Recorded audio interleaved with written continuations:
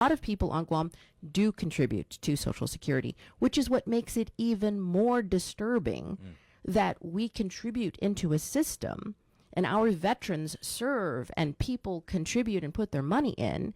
And just because of our geography and because we haven't been able to solve it in Congress, we don't get it. Fundamentally unfair. I absolutely agree. It makes me angry every single time.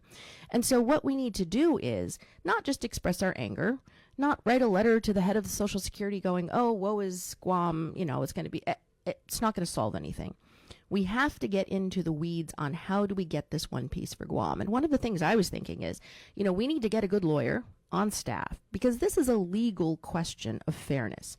And I actually think the fact that this bill just passed, giving SSI to freely associated states residents who are not U.S. citizens, is the perfect precedent to be able to force Congress's hand to say, okay, that is just completely unfair. I mean, it's one thing to say we're not going to give it to all the territories, but if you've given it to non-U.S. citizens, I think we have right now an opportunity to switch up the argument and to make a legal argument to get in there. And we got to do two things simultaneously, right?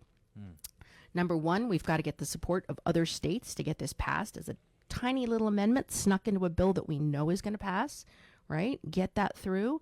And the second part is, if not, right, if you can't do it with honey and go, come on, you got to give this to Guam. There's only 170,000 of us. It's not going to be a huge impact on the budget. If that doesn't happen, then we use the hammer. Then we get the lawyers out because this is something that is deserved by every person on Guam. It is absolutely unfair. I'm outraged by it. And there needs to be somebody who takes this on with a passion and doesn't just deal with this like, oh, well, they voted. Like, what can I do? No. I mean, we have to solve this. And people who elect a representative to D.C., this is a job interview. People need to think who is going to go to D.C. and is going to knock on doors and is going to endlessly work to make sure that they bring this home in the next 2 years. Because this has been going for decades.